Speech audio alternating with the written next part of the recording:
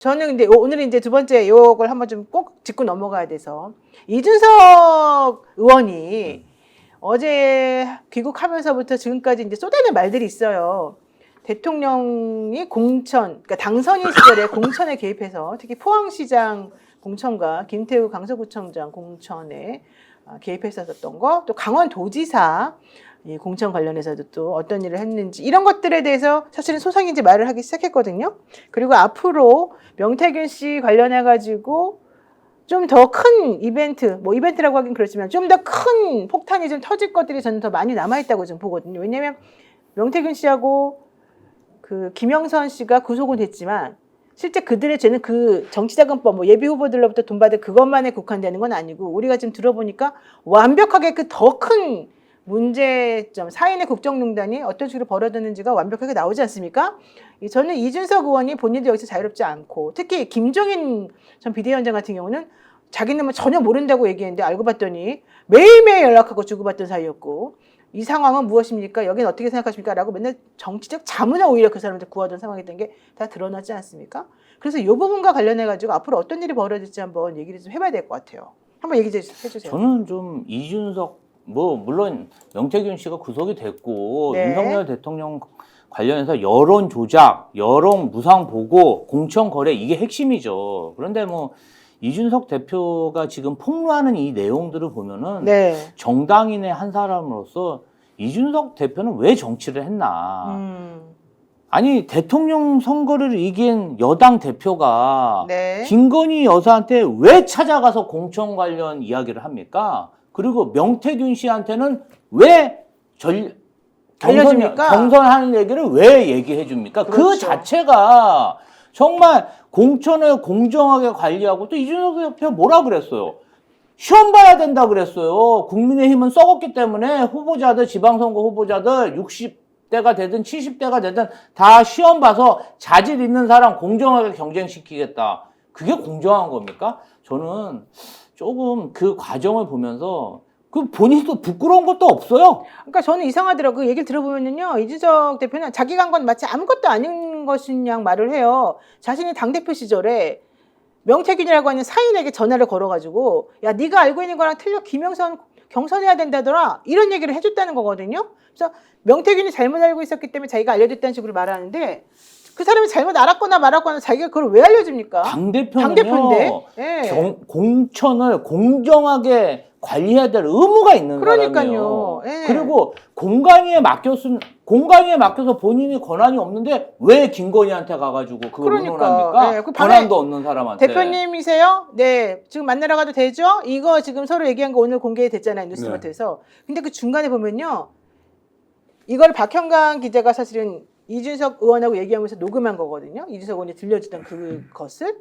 그 김건희에서 내가 이런 대화를 나눴어라고 하면서 들려주는 거를 박형강 기자가 녹음을 한 건데 그때 이준석 의원이 점프로 개도시켰다는 거예요. 저기 보면은 점프 재생 저렇게 나오거든요. 그거는 무슨 얘기냐면 자기한테 불리한 뭔가 구체적인 내용이 나오니까 그거를 일부러 박형광에게 안 들려주고 본인은 빠져나갈 수 있을 만한 내용이 있는 것에 대해서만 박형광 기자에게 들려줬다는 얘기거든요. 저런 걸 보게 되면 사실 기존에 구태 정치하는 사람하고 뭐가 다릅니까? 더 나쁜 것 같아요. 더 나쁜 게 있어요? 아니 더 나쁜 것 같아요. 네, 더 나쁘다. 어떤 사람은 그냥 나쁜 놈으로 보이잖아요. 그렇죠. 근데 아닌 척하면서 나쁘니까 더 나쁘죠. 그렇죠. 김종인 씨도 마찬가지예요. 뭐 이곳저곳에서 비대위원장 많이 하는데 결국 명태균한테 기대가지고 지혜를 구하는. 아니, 노인이 왜 이러지? 뭐 그러니까 우리에게 이게 우리 텔레비전 화면을 통해서 보던 유력 정치인들의 민낯을 보니까 그렇죠. 정말 한심할 짝이 없습니다. 제가 아주 짧게 맹자님 말씀 하나만 드릴게요. 네네네.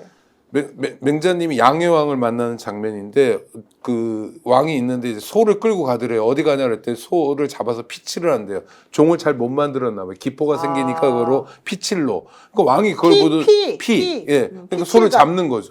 그러니까 야야 그 소가 부들부들 떠는 거 보니까 내가 마음이 안 좋다. 쟤 풀어줘라 그런 거예요. 그럼 소머리가 그럼 어떡하라고요? 그러니까 양으로 바꿔라 그런 거예요. 그 양은 괜찮은가? 그러니까 백성들이 그 얘기를 듣고 이 사람은 수전노다. 소는 비싸, 양은 싸니까 이렇게 비난을 했는데 맹자님은 이런 일 있었냐고 양해왕한테 물어봐. 있었다고 그러니까 당신은 왕이 될 자질이 충분하다. 왜냐하면 왜? 백성들은 수전노다 돈이 아깝다 그러지만 당신은 소를 본 거예요.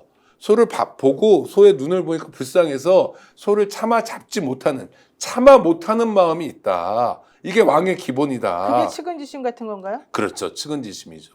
그러니까 예를 들어서 우물에 어린아이가 빠지려고 그럴 때 네. 누구나 손을 해가지고 빠지지 못하도록 하잖아요. 본능적으로 그렇죠. 그렇죠. 이 마음이 있다는 거예요. 이게 왕의 마음이라는 거예요. 옛날 왕은 생사여탈권을 다 가지고 있어요. 뭣도 하고 뭣도 할 수 있어요. 그런데 할 수 있다고 하는 게 아니라 아까 이재명 대표처럼 국민을 어떻게 좀 살려보자. 지역을 어떻게 꾸며보자. 이럴 때는 좋은데 이거 말고는 힘의 행사 이런 데에서는 멈춰야 되거든요. 그러니까 염치라고도 그러고 그런 거 있잖아요. 너는 사람이 어떻게 누구 자식인데 그러냐라고 흔히 비난하는 면 있잖아요. 네네네. 그런 면, 그런 상식적인 면인데 우리 국민들도 사실은 다 그러면서 누구에게 폐 끼치지 않으려고 열심히 노력하면서 생업을 하면서 삽니다. 네. 근데 지도자로 나선 사람들이 창피한 것도 모르고 방금 말씀하신 것처럼 이준석 의원한테 부끄러움이 느껴지지가 않잖아요. 그렇죠. 국회 표결할 때도 혼자서 반대하고 네. 이유도 없어요. 그냥 그렇죠. 나는 여자들이 하는 건 싫어. 여자들에게 유리한 건 싫어. 뭐 이런 태도. 아니 그러면서 오늘 또 갑자기 동덕여대 동덕여대 비문명 학생들이 와. 남녀공학과 관련하고 본인들은 그동안 여대로 들어왔었으니까 그 정책에 반대할 수 있는 거잖아요. 네.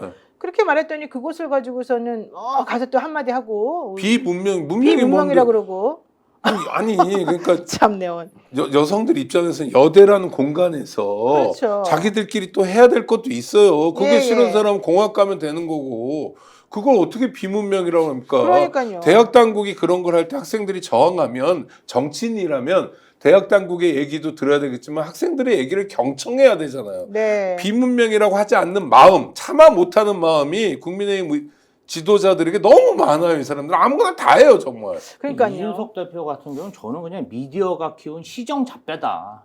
또 그렇게까지 아니 심하게. 이게 무슨 시정 네. 잡배나 하는 짓이지. 맞아요. 왜냐면요. 아니 시정잡배도 안 그럴 것 같아요. 아니 이게 왜 제가 왜 선거를 해본 사람은 네. 선거 후보자들이 굉장히 어려운 과정을 거쳐서 후보자로 등록을 하고 입후보하고 그리고 그게 다 당선되는 게 아니잖아요. 그렇죠, 그렇죠. 다 측은지심이 있어요. 정말로 지도자들은 그런 게 있어요. 아유 이게 계파가 다르든지 운이 나쁘든지 뭐 네. 뭐 이렇게 해서 떨어지고 이렇게 하잖아요.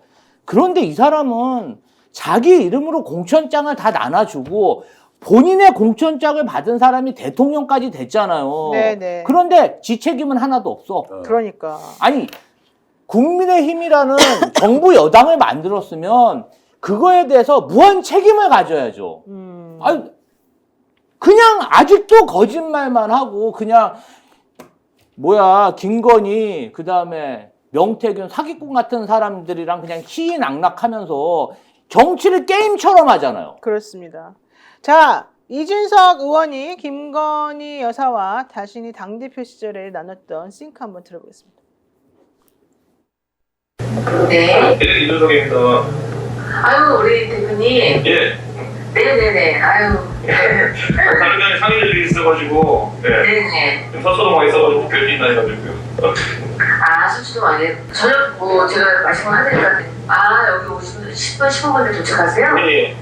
그럼 오세요, 그럼요. 알겠습니다. 이게 저거야. 그 포항공천 때문에 김정재가 해가지고 김관이 돼가지고 김정재가 당시 팔고 다니는데 어쩔 거냐 해가지고 한 거고. 근데 저것도 웃기죠. 김건희가 아무리 김건희를 팔고 다녔다 하더라도 그거를 김건희 여사하고 굳이 당대표가 그렇게 서초동까지 찾아가면서 얘기하고. 공당의 대표가 네, 참 이상하죠? 우리 건희 누님에게 재롱을 부리잖아요. 재롱을 그냥 밥 한 번 얻어 먹으려고. 아이 진짜 나 진짜. 아이고 그러면서도 또 금일봉 받은 명태균이 그 500만 원 얘기를 하면서 건희 누나는 나에게 햄버거 하나밖에 안 사줬다. 아유, 이런 얘기 하던 분입니다. 창피합니다. 네, 아유. 까르페디엠님 그리고 프록 SW5378님 하마보호님 많은 분들께서 또 슈퍼챗 릴레이 동참해 주셨는데요. 프록 SW님의 말씀이 생각이 나네요. 분하고 억울함은 오늘 하루로만 합시다. 내일부터 다시 또 힘을 냅시다. 하마보호님도 힘내세요. 이재명 힘냅시다. 민주당 이렇게 얘기를 하셨는데 저는 국민들이 올바른 방향으로 항상 원동력이 돼서 대한민국을 지켜나갈 거라고 저는 생각하고요. 우리가 그 전에 그동안의 대한민국 역사는 정치인들 때문에 발전해 온 게 아니다. 결국은 우리 같은 이런 민초들 때문에 발전해 온 거 아니겠느냐. 이런 생각을 제가 하면서 여러분들 오늘 하루는 이 사법부의 판결을 이해 못하는 부분이 너무 많아서 저도 화가 많이 났지만 이런 정도의 난관은 얼마든지 극복이 가능하다. 그러니까 2심, 3심도 한번 기다려보자 이런 얘기 한번 말씀드리고요. 스픽스는 말하는 언론입니다. 대세는 유튜브, 그중에서 스픽스. 좋아요, 댓글, 구독, 알림 설정. 여러분이 저희를 사랑해 주시고 우리가 여러분을 사랑하는 4가지 방법입니다.